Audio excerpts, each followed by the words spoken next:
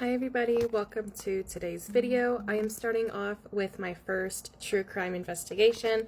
Before I start, this is all for entertainment purposes. I'm using tarot to fill in the blanks, and none of these are legal proceedings, legal statements, nothing like that. This is all entertainment purposes. So let's get started. First and foremost, this is Matthew Benjamin Small. He is the victim of a homicide, and this is who we're going to be looking into today. Condolences for his family, friends, and anybody who knew him and may have had a relationship with him. Matthew was 22 years old and he passed away on June 22nd in 2017.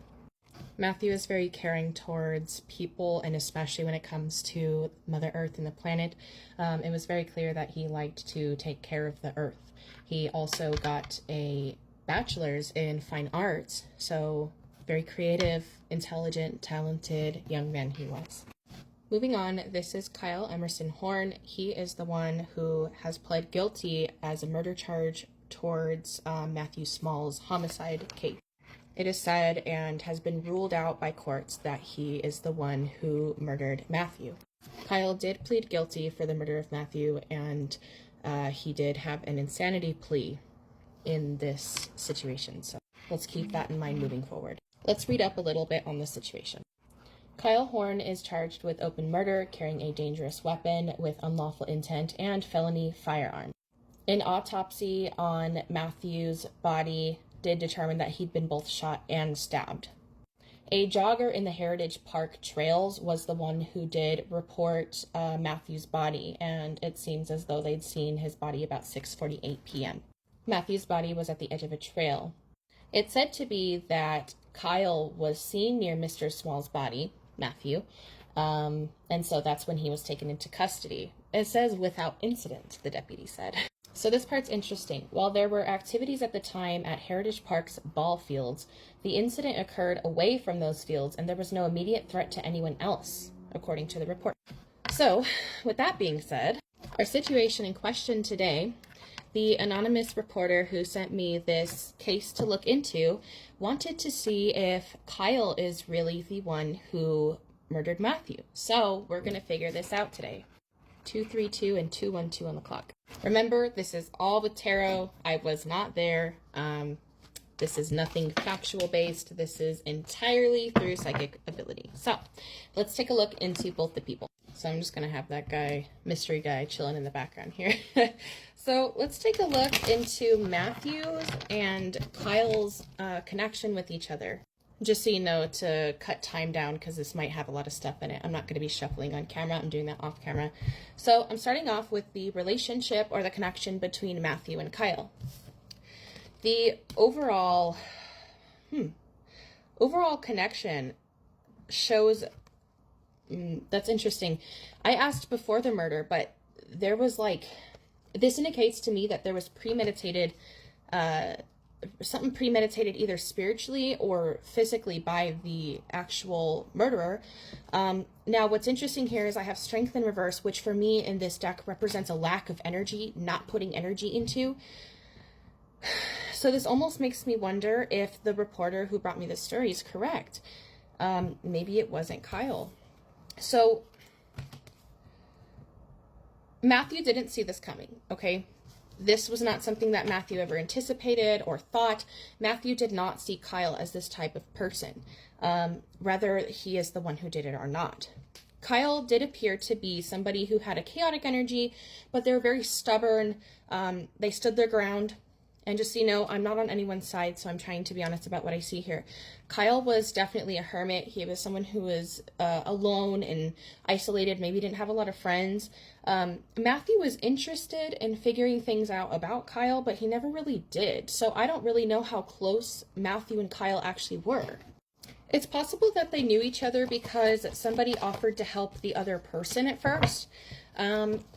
It doesn't seem like Kyle and Matthew had a hugely strong relationship. I don't know. I was not there, but I don't see a whole ton of connection here. I don't see a whole lot of, how would you say it? Sensitive emotions towards each other. So I don't see anger. I don't see hate. I don't really see happiness, joy, passion, love, nothing like that.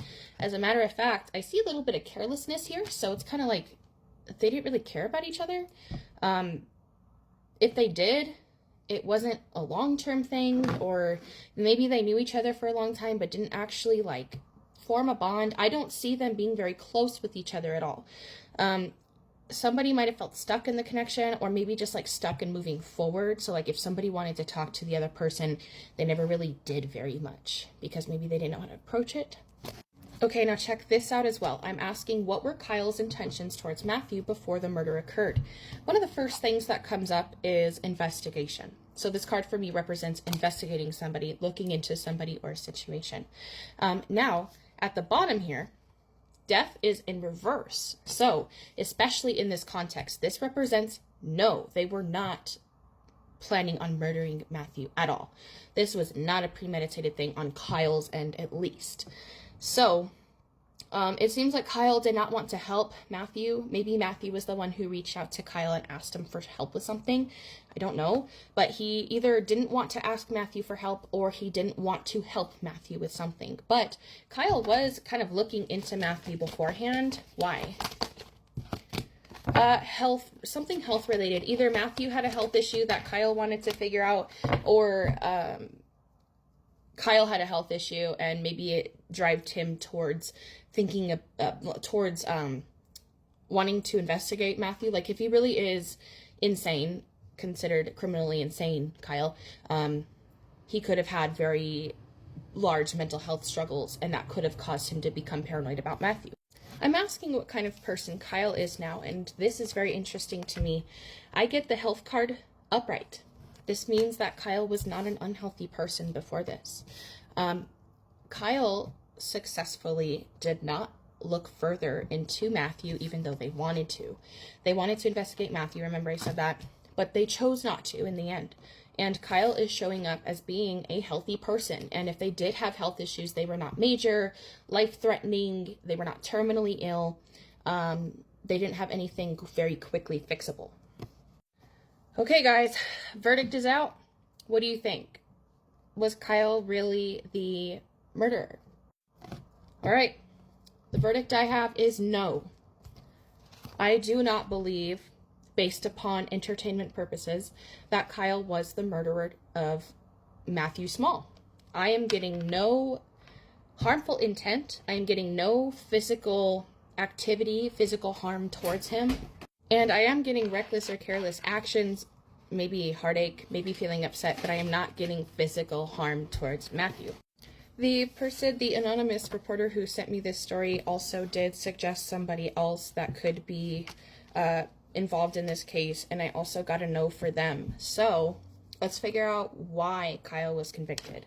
So it looks like Kyle was sentenced because, first off, there was bad news about something financial, which tells me that probably he heard that the police were coming or something like that, right? Bad news, and maybe he started getting upset, or wherever Kyle was at this time. I guess he was at the park as well. He may have been upset while he was at the park, and he started acting reckless or careless. I kind of see a very unfair ruling, extremely unfair ruling, and he was coerced most likely into pleading guilty, especially with the insanity plea.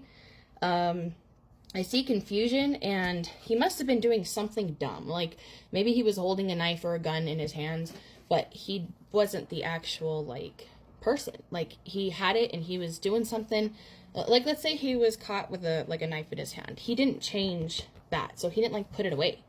I don't know exactly what happened, but he was doing something that could have been seen as silly, reckless, careless, and he didn't change what he was doing.